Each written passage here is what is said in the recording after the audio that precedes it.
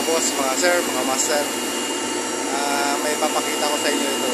Ito ay isang bahagi ng isang medyo malaking refrigeration system. So ito po ay gumagamit ng ammonia refrigerant. So kung nakikita nyo, medyo may kalaki niyan po ito. So medyo mahaba ito. Yan. So yung kahabaan yan. Yan. So yung kanyang refrigeration. So, makikita nyo dyan sa ilalim. Yan. So yan. So nag-yellow yung ibang part. Yung kanyang suction.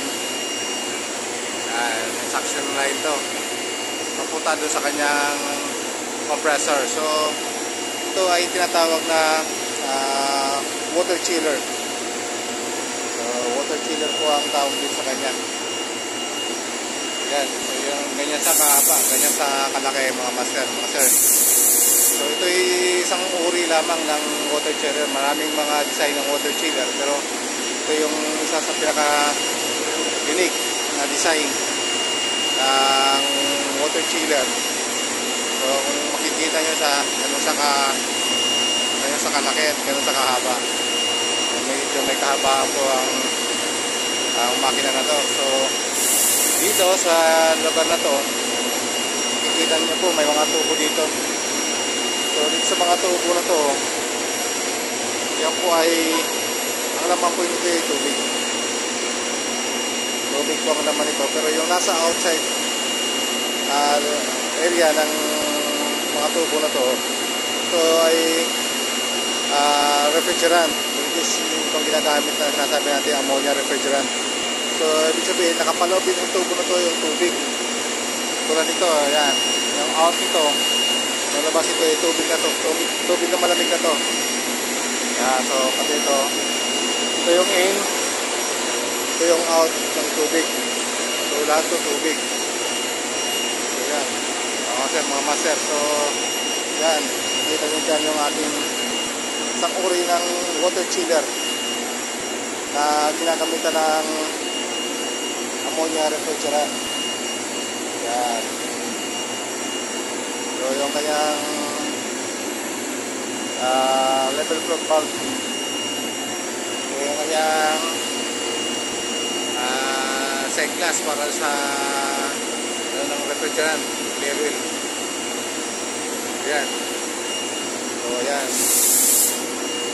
Yung kanyang gauge. So medyo masalimot lang ang sistema nito kasi maraming nakakabit na mga pipe. So pag tingnan nyo dyan, kung hindi nyo kabisado ito, medyo mahihilo kayo sa sistema nito. So pero mas efficient to, mas madaling magpalamig dito sa ganitong klase ng sistema. So madali siyang palamigin. So kabilaan yan, doon sa kabilang dulo, saka dito, may mga tubo din yan. Palabas ang tubo. Yan, dulo-dulo yan. Diretsuhan doon sa kabilang dulo. So yan, medyo may kalakihan yung sistema natin. Sana, medyo magkaroon ng kayo ng kaunting kalaman regarding sa mga water chiller. So isa lang ito sa mga water chiller design. So marami namang design na water chiller. So hindi lang ganito. Pero ito yung pinaka-unique. Unique na design ng water chiller. So makikita nyo yan. Yan o. Yan. So yan mga master, mga sir. Sana po i-likes nyo kung mayroon pa kayong ibang i-topic natin ng mga video. So ito, bahagi ito ng isang malaking refrigeration system. Ito tinatawag na water chiller. So water chiller siya. So hindi sa chiller na pang room chiller. So sa pinapalamig nito ay hindi room area, hindi volume ng area, kundi volume ng water ang pinapalamig niya. So yan.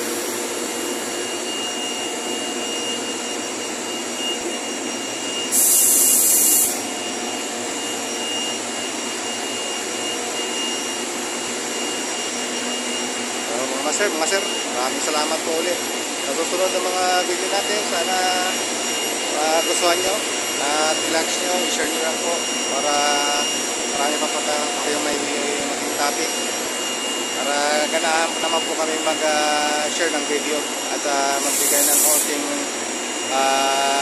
aral. At the same time makapagbigay na rin kami ng o makapagbigay din kayo ng komento kung meron kayong komento.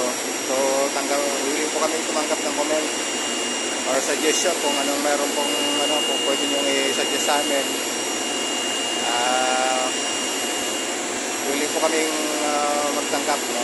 So maraming salamat po. Share nyo lang po, share and like. Maraming salamat po ulit.